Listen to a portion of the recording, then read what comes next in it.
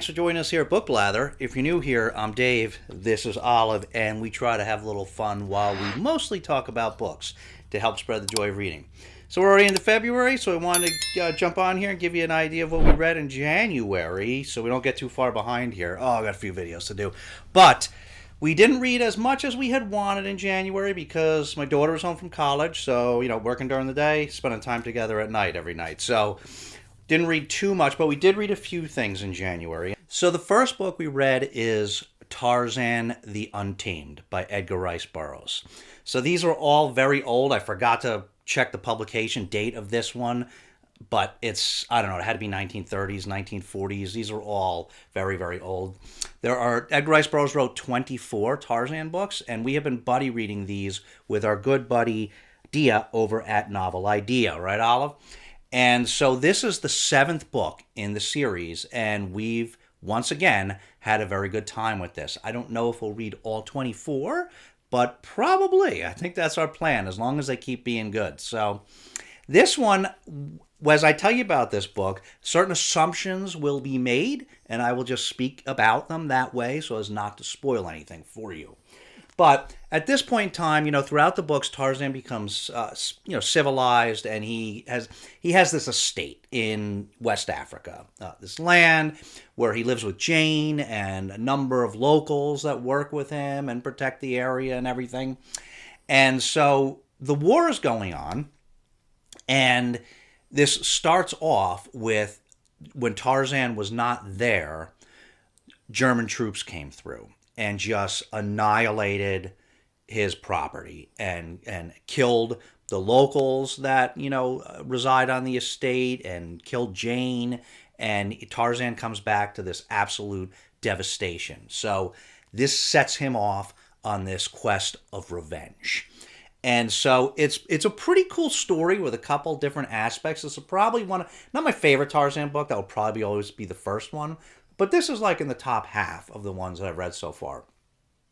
This one is a couple different plot lines, but Tarzan goes off on this quest of revenge, right? Where he starts hunting and badgering, the Germans. And he does like a couple different things. He's going after some key people. But he also ends up, having some coordination with the English troops. So he'll help them, and he'll go off on his own, and he'll help them, and he does these different things. And a couple of the other main characters is he does encounter and spend a fair amount of time with a British pilot that got downed. And then there was also a major character in the book, that he is an English officer that he then sees with the Germans and realizes that she's a double agent. So now he hates her because she's a German spy and the Germans killed everyone on his estate. But he is Tarzan, and so he has this sort of just inner morality and chivalry part of him that he cannot leave a woman in danger. So he saves her, and then she saves him, and this goes back and forth. He never really warms up to her all that much. That's the most I'll say about it. But, from her side, there are some things that develop. And so throughout this story, as he goes through these different things, some other cool parts about it are that he ends up having some close relationships with animals. This has happened in the past in other books where he'll do something kind for an animal, or he communicates with the animals and with some of them, and he understands them, and he understands their ways. So even though he's Tarzan, right? He's from the jungle. So even though he's often fighting with them, he'll also randomly do nice things for them and save them, and then they'll be attached to him and they'll look out for him. So anyway, there was some animal relationships in this one which were really cool. They were reminiscent of this one, Book 3, Beasts of Tarzan, where what this one was about was basically you put together the whole posse of animals and, and humans. And it was so somewhat reminiscent of that, because there was all these animal relationships. There's also another Tarzan theme we've come to love is sort of a lost city thing. So there's a few books like this, Book 2, where he finds the lost city of Opar, and then he goes back to that in like Book 5, whatever. So we love Lost City stories. So this one, that was like a Lost City of Gold with like a religious, fanatical religious group. This is a very different kind of Lost City that he finds there that has been lost for a very long time. So the people are different, the animals are different, and it has some very, very unique ways. And so that was pretty cool. And so this was a really fun adventure story, and it was neat that it had those different pieces that we like with the lost civilization and the animal relationships. And of course, this thing going on where you didn't, there was enemies in terms of the Germans, but in terms of like a really personal enemy, that enemy was a little different because that enemy was also an ally of this woman German spy. So it was pretty cool. So I'll leave it at that. But this was a really good one. And this, like a lot of these Tarzan books, I don't think we would ever recommend that you read them out of order. But if you're looking to try Tarzan and you found some in the wild, and you just like have a random one that you want to try, this is another one that you can read this by itself. You don't have to have read everything before it. Some of them, they'll have like a main villain that'll cross over like 2 books. So it's better if you read them together. But a number of them, including this one, it doesn't really matter. You could read this one on its own, even though we would recommend you read the first book first, which is wonderful. Okay, so the next one we read is Survive the Night by Riley Sager. So this one was published in 2021. And we read this for a couple reasons. Number one, we have read one previous Riley Sager book, which was Lock Every Door, which we liked. It wasn't phenomenal like we had heard about. There was so much hype around this book, but it was good. It was pretty good, and it was kind of a unique story that you couldn't possibly predict all of it based on the nature of it. You could predict a little bit, but not like you couldn't predict the basic plot behind this book. So it was pretty good. So I wanted to read more Riley Sager.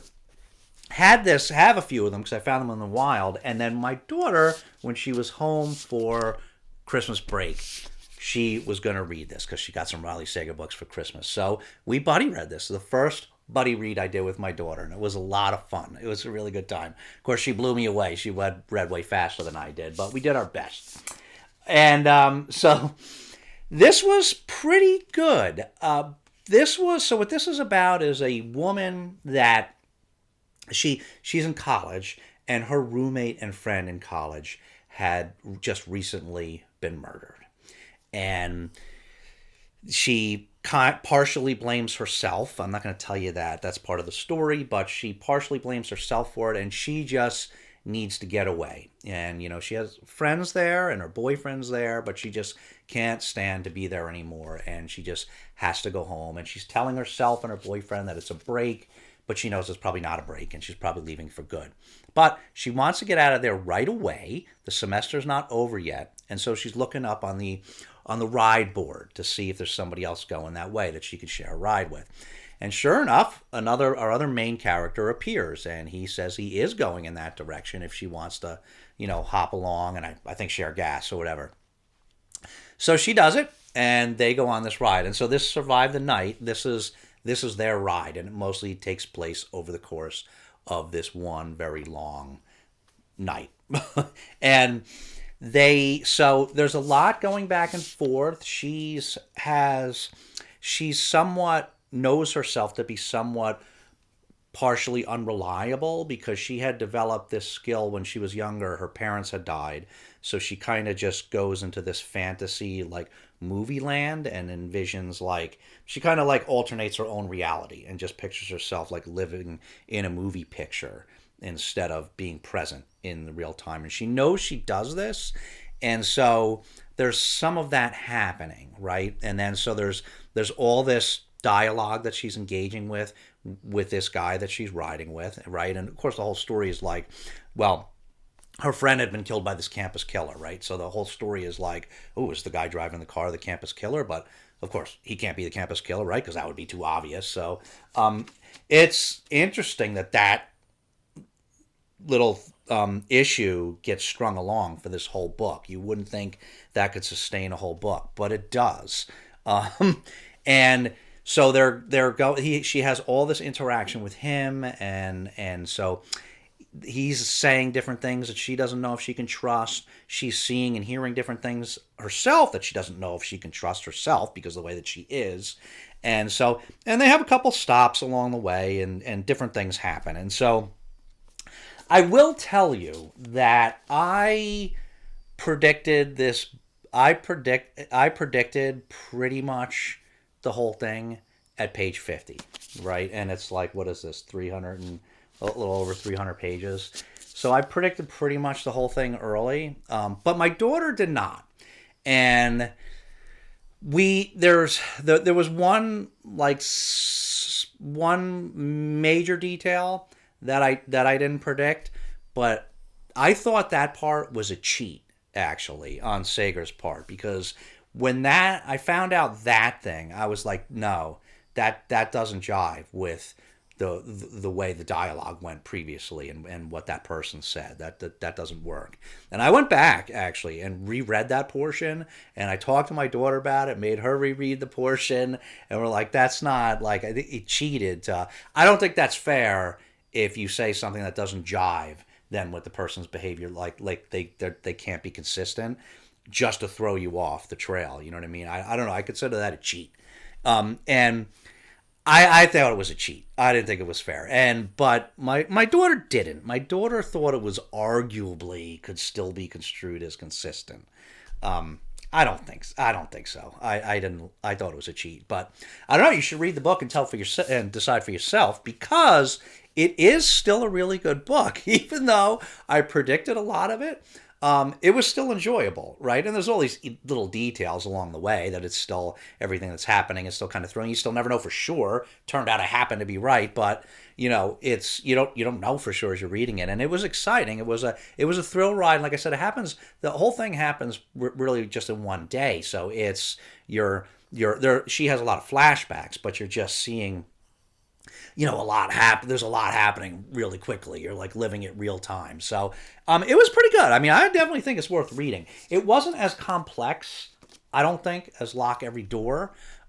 This was a lot more dialogue based, and I guess not as much of like a cool original plot. But it was pretty cool. It was pretty cool. We would recommend this if you like thrillers. Okay, and then the last one we read in January, we're reading several other things that we haven't finished yet, but the last one we finished in January was Lewis Carroll's Alice's Adventures in Wonderland.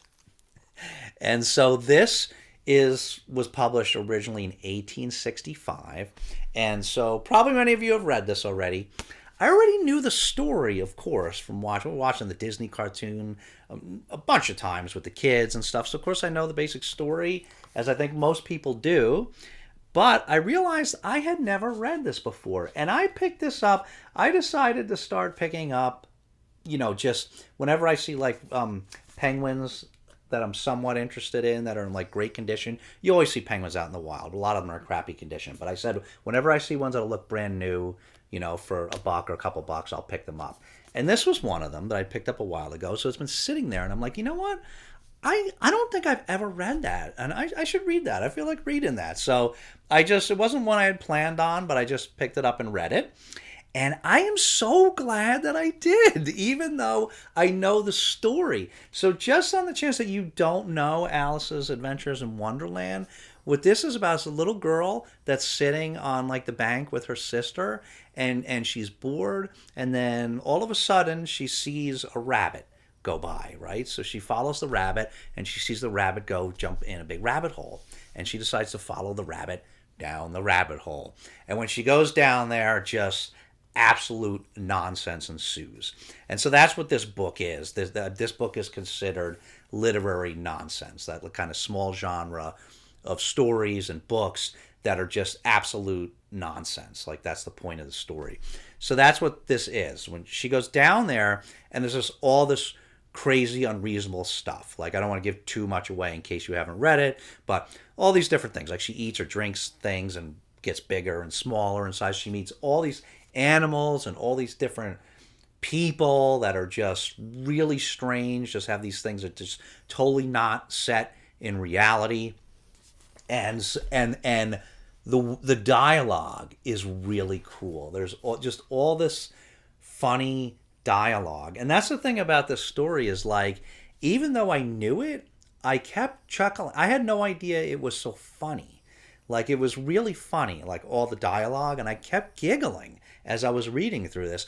And there's a lot of puns and a lot of just plays with language. You know, there's like, did you do this with a porpoise? You know, meaning like, with, you know, as with purpose, you know, with a porpoise. And just like, you know, like the tortoise taught us all we knew, and you know, it's a tortoise because it taught us, and things like that. Like, just a lot of plays with language, a lot of clever stuff, a lot of them being funny with like, just it's so hard to explain, but just a lot of them like the things that the people would say, and then Alice's response, and then their retort, and it's just all this stuff that just doesn't make sense, or makes sense in a very clever sort of opposite way. And so it was just really funny. And she, you know, yeah, probably if you know anything about the story, you know the thing where she goes to the tea party with the Mad Hatter, and then she goes and she meets, you know, the Queen of Hearts, that tells everybody off with their head, you know, wants to like kill everybody, execute everyone.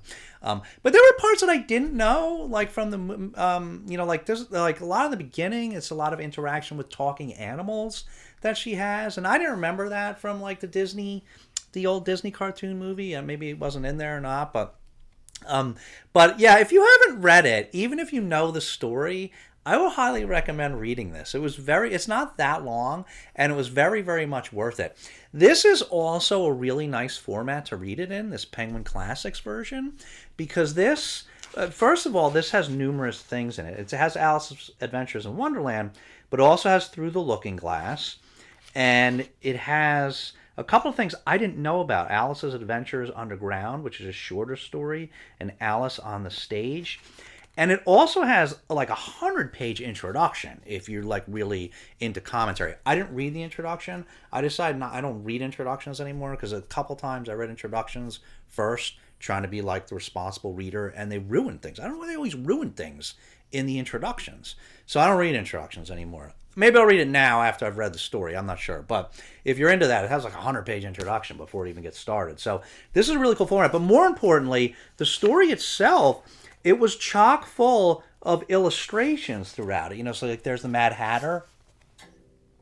And there was a ton of illustrations, like every couple pages. There's the rabbit.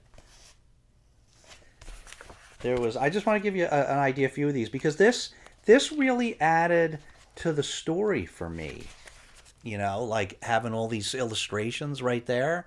Like I said, every few pages there was one of these, and it really made it very enjoyable. So this is with the Queen of Hearts, and so if you don't want to read it but don't already have it, I would recommend picking up this Penguin version, because this is a pretty cool one to read it in. So, okay, that's it. That's everything. Did you have anything further to say on these? I know Alice really enjoyed Wonderland. Olive really enjoyed Alice in Wonderland, right? That was your favorite of the month, you think? But yeah, so. All right, so we got a book haul to do. We got Wasted Weekend coming up, and I think maybe I have a few different options. I thought maybe I'd have you guys pick those. So we'll follow this up with a video about our Garb August potentials, and maybe you guys can just vote and decide for us about which, because we can't decide which to read, and it's only a weekend, so we can't read that much. But we had a lot of fun with Wasted Weekend last year, and so. Yeah, so we'll talk about that more in that video. But so that about does it.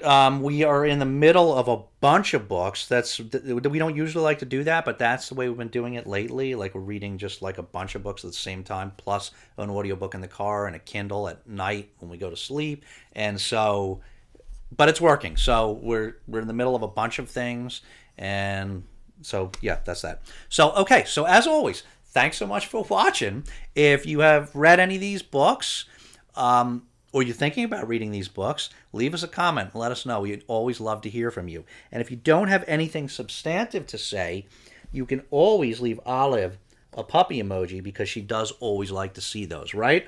Almost as much as you like these little treats, right? Not quite, but almost. So, thanks for watching, guys. We'll see you again very soon. But in the meantime, take care of yourselves and each other, and we'll see you next time.